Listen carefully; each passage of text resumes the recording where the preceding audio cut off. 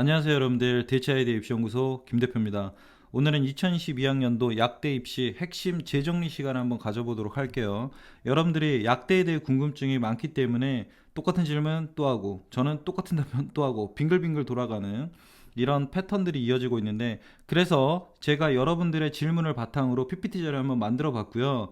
현재 보고 계시는 이 PPT 자료는 네이버 밴드 IDA 입시연구소에 업로드 해드릴 예정이니까 필요하시는 학생, 학부모, 선생님들은 팍팍팍 다운받아서 쓰시면 될 것 같습니다. 그럼 시작해 볼게요. 약대 가는 방법 중에 수시 모집 중에 논술 전형을 설명해 드리도록 하겠습니다. 논술 전형은 어떤 친구들이 쓰면 좋냐면, 첫 번째, 나는 내신 등급이 안 돼. 그리고 두 번째, 나는 생기부도 안 잡았어. 그런데 올 수능으로 약대를 가기에는 부담스러워. 하지만 수능 공부는 어느 정도 해. 수능 공부를 어느 정도 하다 보니까 나는 논리적인 문제를 풀 수 있을 것 같아 라고 생각하시는 분들, 논술 전형 준비하시면 될 것 같습니다. 하지만 김 대표는 논술 전형은 극히 추천드리고 싶지 않은 전형 중에 하나라는 거 명심해 주시고요. 약대에는 높은 수능 최저 등급이 적용되고 있어요. 그래서 수능 공부가 좀 되는 친구들이 꼭 준비를 하셔야 됩니다. 그리고 두 번째가 각 대학교들 특징 한번 볼게요. 중앙대, 동국대, 성균관대, 고려대, 경희대, 연대는 일단 뺄게요. 왜냐면 논술 100이니까. 이 학교들의 특징 중에는 보시게 되면 전형 방법 중에 논술 60, 교과 20, 뭐 출결봉사 20, 뭐 이런 식으로 들어가 있잖아요. 그냥 간단하게 깔끔하게 정리해드리면, 중대, 동대, 성대, 고려대, 세종 같은 경우는 내신 등급이 안 나와도 논술 잘 쓰는 친구들은 준비해 보시면 될 것 같습니다. 왜냐면 이 교과 반영에서 크게 점수를 많이 깎지 않아요. 1등급부터 2등급, 3등급, 4등급 별 차이가 없기 때문에 논술 실력이 출중하고 최저 등급이 출중한 친구들은 한번 써보시면 될 것 같습니다. 그러면 왜 경희대는 뭐냐? 경희대 같은 경우는 교과 반영에서 상당히 점수 주는 방법이 상당히 크거든요. 그렇기 때문에 경희대는 논술 실력보다 교과 등급이 좀 높은 친구들이 쓰게 되면 좀 좋은 결과가 있을 수도 있습니다. 그리고 중앙대, 동국대, 성대, 고려대 중에서 이 성균관대는 논술 문제가 좀 쉽거든요, 여러분들. 그래서 교과 반영이 크진 않다고는 하지만 의대 같은 경우도 논술 100점들이 많이 나오기 때문에 교과가 높은 친구들이 좀 유리할 수 있는 또 경희대 다음으로 대학이 되겠습니다. 연대 같은 경우는 여러분들 어마무시하죠. 최저 등급도 없고 논술 100이기 때문에 로또다 라고 생각하시면 될 것 같습니다. 약대 가는 방법 두 번째, 학생부 종합전형이죠. 학종 같은 경우는 여러분도 아시다시피 서류를 아주 듬뿍 봅니다. 전공적합성, 발전성, 그리고 인성, 뭐 여러 가지 것들을 종합적으로 평가하죠. 이 학종 같은 경우가. 그리고 뭐 면접 비율이 있는 학교들 한 번씩 이렇게 보시고요. 네, 면접 없는 학교도 있습니다. 그 다음에 자소서 유무도 한번 파악을 해보시고, 여러분들이 지원하고자 하는 학종 대학 이런 표 네이버 밴드 아이디 입시연구소에 올려드릴 테니까 최저 등급은 어떻게 되고 뭐 서류는 어떻게 되고 미리 한번 살펴보시고 여러분들이 준비하시면 큰 도움 될 것 같습니다. 그 다음에 지방에 있는 학생부 종합전형도 다 준비되어 있습니다. 그러니까 한 번씩 보시고요. 이거 다 읽어드리면 노잼이잖아요. 뭐 실질적으로 이거 전형 요소 읽어줘봤자 무슨 의미가 있겠습니까, 여러분들? 그쵸? 그리고 우리 양린이 어린이들, 약대 준비 어린이들이 가장 많이 질문하는 게, 학종 준비 중인데 약대 생기부 어떻게 만들어야 되나요? 이렇게 질문하시는데, 지금 여기 표에 보면은 도움될 만한 활동으로 바로 들어가잖아요. 뒤에 스토리가 좀 잡혀 있는 것 같은데, 우선 여러분들 스토리가 나와야 돼요. 여러분들이 어떤 약사가 될 건지 이게 먼저 나온 다음에 관련된 실험이라든지 활동들을 해 나가야 되거든요. 한번 읽어볼게요.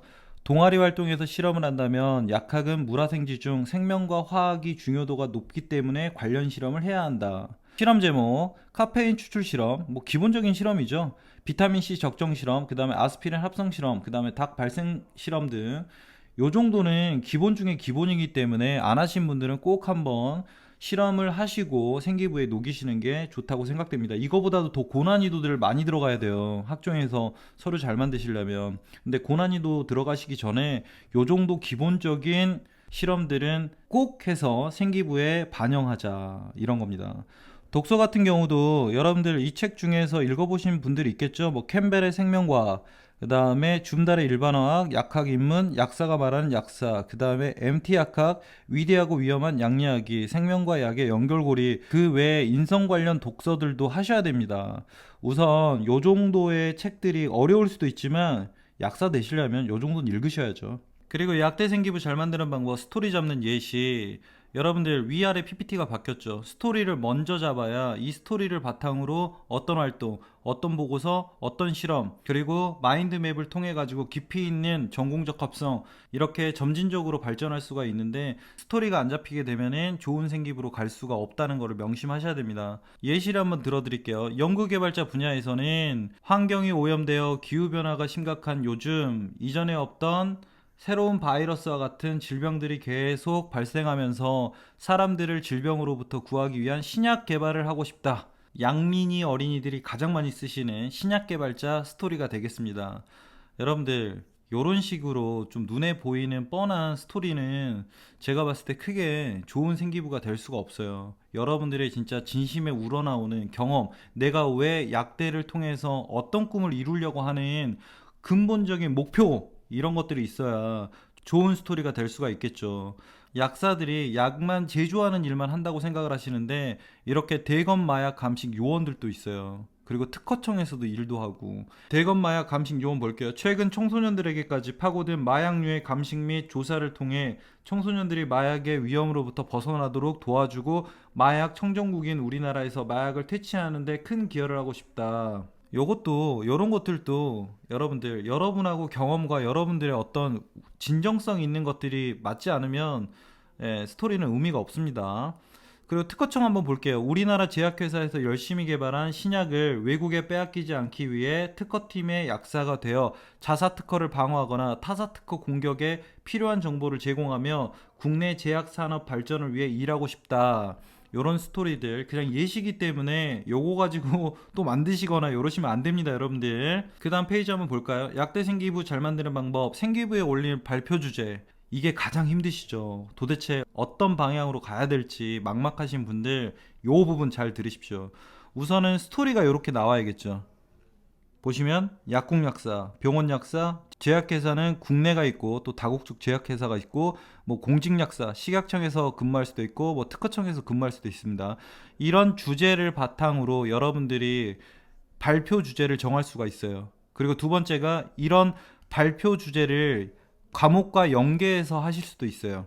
이 발표 주제를 통해서 건강기능식품 쪽으로 갈 수도 있고, 뭐 비타민, 오메가 3라든지 뭐 전문의약품도 갈 수도 있고, 그리고 뭐 일반 의약품도 갈 수도 있고, 그리고 약사법에 대해서도 또 알아볼 수도 있고. 이 마인드맵은 현재 약대생이 이런 식으로 학생부 종합전형을 준비하면 좋을 것 같다고 해서 올려놓은 자료인데, 여러분들한테 큰 도움이 될 것 같아가지고 제가 여러분들한테 소개해드리고 있습니다.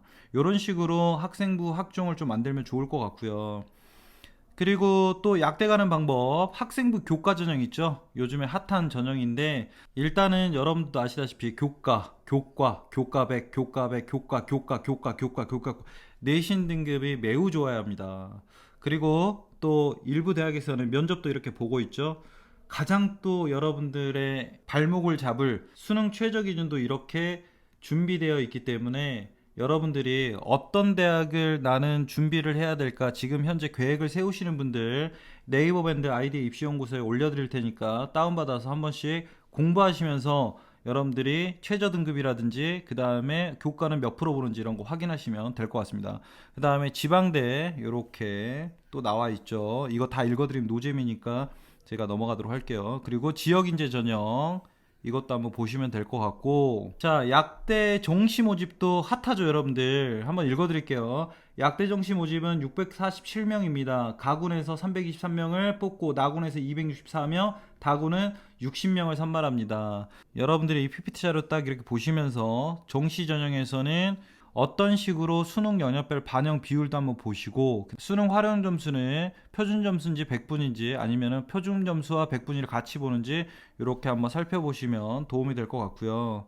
그리고 약대 모집 정원도 이렇게 제가 PPT 자료로 만들어 놨으니까 필요하신 분들은 다운 받으시고, 학생 여러분들한테 정보를 알려주고 싶은 선생님들 같은 경우도 다운 받아서 알려주시면 좋은 PPT 자료가 될 것 같습니다. 여러분, 약대도 되게 길어서 1탄 2탄 나누게 되었는데 1탄 영상 도움이 되셨는지 모르겠습니다. 노잼 영상 보시느라 수고 많으셨고, 이 PPT 자료는 네이버 밴드 아이디 입시연구소에 업로드 해드리겠습니다. 다음 2부로 돌아오도록 하겠습니다. 감사합니다.